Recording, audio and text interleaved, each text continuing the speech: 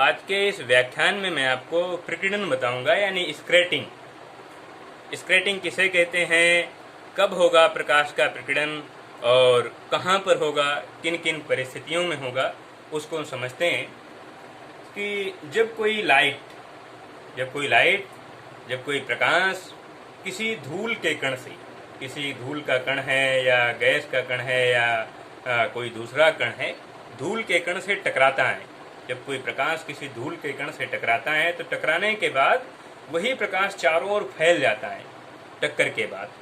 तो इस घटना को हम प्रकाश का प्रकीर्णन कहते हैं। लेकिन इसकी एक कंडीशन है, इसकी एक शर्त है कि इस शर्त को अगर फॉलो करेगा लाइट और कण दोनों, तभी प्रकाश का प्रकीर्णन होगा, अन्यथा नहीं होगा। तो वो शर्त क्या है, ये शर्त समझते हैं कि इधर से अगर ये हमारा धूल का कण है, ये कण है जिससे प्रकाश का प्रकीर्णन होना है, और इधर से ये लाइट आ रही है, ये लाइट आ रही है, तो इस लाइट को हम आपतित प्रकाश कहते हैं, यानी इंसिडेंट लाइट कहते हैं, आपतित प्रकाश कहते हैं। और शर्त क्या है कि इस प्रकाश की जो तरंग दैर्ध्य है, तरंग क्या होती है, यहाँ से यहाँ तक की जो डिस्टेंस होती है उसे हम लैम्डा कहते हैं। तो इस लैम्डा का मान ज्यादा होना चाहिए इसके साइज की अपेक्षा। इसका साइज अगर हमने मान लिया कि 2 मिलीमीटर इसका साइज है, इस कण का साइज 2 मिलीमीटर है, तो इसकी तरंग दैर्ध्य 2 मिलीमीटर से ज्यादा होनी चाहिए, तभी प्रकाश का प्रकीर्णन ये कर पाएगा, अन्यथा नहीं कर पाएगा। तो हमने मान लिया कि इसका साइज 2 मिलीमीटर है और ये तरंग दैर्ध्य 2 मिलीमीटर से ज्यादा नहीं, तो प्रकाश का प्रकीर्णन हो सकता है। तो अगर प्रकाश का प्रकीर्णन होगा तो ये जो तरंग आ रही है, जो लाइट आ रही है, इस लाइट को ये ऑब्जर्व कर लेगा और ऑब्जर्व करने के बाद इसी लाइट को चारों ओर फैला देगा, यानी प्रकीर्णित कर देगा। तो इस प्रकाश को हम कहते हैं प्रकीर्णित प्रकाश कहते हैं, और इस प्रकाश को हम कहते हैं आपतित प्रकाश कहते हैं। ये प्रकीर्णन हो गया, तो इस प्रकाश को हम प्रकीर्णित प्रकाश कहते हैं। लेकिन प्रकीर्णन की एक शर्त है, वही शर्त पुरानी है कि तरंग दैर्ध्य का मान ज्यादा होना चाहिए इस कण के आकार की अपेक्षा, यानी आकार, कण का जो आकार है वो कम होना चाहिए, तरंग दैर्ध्य ज्यादा होना चाहिए। इसका हम एक फार्मूला लिखते हैं, उससे हम समझते हैं कि किस प्रकाश का प्रकीर्णन ज्यादा होगा और किसका कम होगा। यानी अमाउंट ऑफ स्क्रैटिंग लाइट, यानी प्रकीर्णित प्रकाश की तीव्रता, इसको IS लिख दें। ये लैम्डा के चतुर्थ घात के व्युत्क्रम होती है इस तरह से, यानी जिस प्रकाश की तरंग दैर्ध्य ज्यादा होगी उसका प्रकीर्णन कम होगा, और जिसकी तरंग दैर्ध्य कम होगी उसका प्रकीर्णन ज्यादा होगा। अब इसको हम ग्राफ से समझते हैं।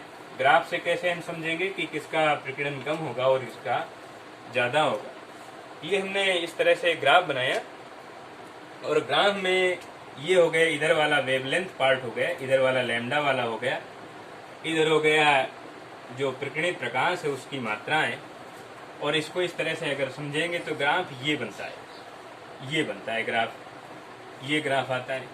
तो यहाँ से अगर ये है V है, यानी बैंगनी है, I है, B है, G है, Y, O, R, यानी बैंगनी है, इंडिगो है, ब्लू है, ग्रीन है, येलो, ऑरेंज, रेड। तो सबसे ज्यादा जो तरंग दैर्ध्य होती है वो रेड की होती है।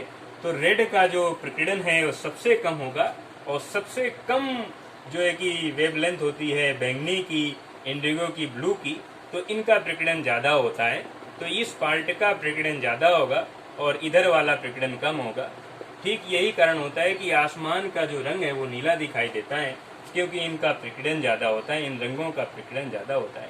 हालांकि प्रकीर्णन तो बैंगनी का ज्यादा होता है क्योंकि इसकी तरंग दैर्ध्य कम होती है, लेकिन हमारी जो आंख होती है वो नीले रंग के लिए ज्यादा संवेदनशील होती है, ब्लू के लिए ज्यादा सेंसिटिव होती है, वायलेट के लिए उतना नहीं होती, इसलिए हमें आसमान नीला दिखाई देता है। प्रकीर्णन तो बैंगनी रंग का भी होता है, नीले का भी होता है, ज्यादा इसका भी होता है, लेकिन हमें ये ज्यादा रंग दिखाई देता है, हमारी आंख इसके लिए ज्यादा संवेदनशील होती है। और दूसरा कारण है कि जो सूर्योदय है और सूर्यास्त के समय सूरज का जो रंग है वो लाल दिखाई देता है। उसको किस तरह से हम समझेंगे? सूरज का जो रंग है उगते और डूबते समय लाल दिखाई देता है, आसमान का रंग नीला दिखाई देता है। अगर ये हमने पृथ्वी को लिया और यहाँ पर ये कि लड़का खड़ा है, ये लड़का खड़ा है, ये वातावरण है, ये एटमॉस्फेयर है, और यहाँ पर सन है सुबह के समय यानी मॉर्निंग में। अब मॉर्निंग में जब सुबह सन यहाँ पर है तो इससे जो लाइट आ रही है, इनमें रेड के अलावा बाकी सभी रंगों का प्रकीर्णन हो जाएगा इस वायुमंडल में उपस्थित कणों की वजह से। बाकी रेड का जो प्रकीर्णन होगा वो बहुत कम होगा, और रेड जो कलर है व्यक्ति की रेटिना पर पहुंचता है, इसलिए इस व्यक्ति को, इस लड़के को जो सन का जो कलर है वो रेड दिखाई देता है।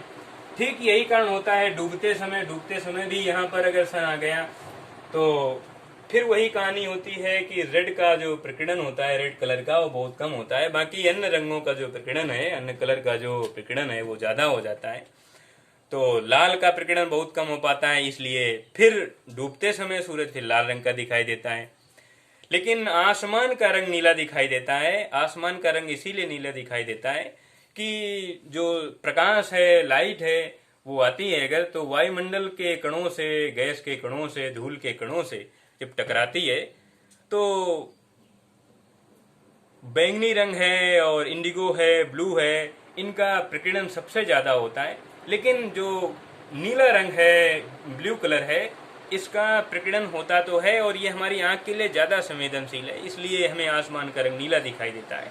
इसका भी यही कारण है, प्रकीर्णन कारण है। और दूसरी बात हम ये समझते हैं कि जिस प्रकाश का प्रकीर्णन ज्यादा होगा वो हमें दूर से नहीं दिखाई देगा, और जिस प्रकाश का प्रकीर्णन नहीं होगा वो हमें दूर से दिखाई देगा। यही कारण है कि सूरज उगते और डूबते समय लाल रंग का दिखाई देता है, और लाल रंग के खतरे के सिग्नल इसीलिए बनाए जाते हैं। जो खतरे के सिग्नल होते हैं सड़कों में, ट्रैफिक में, वो लाल रंग के बनाए जाते हैं ताकि वो हमें दूर से दिखाई दें। ये कारण होता है।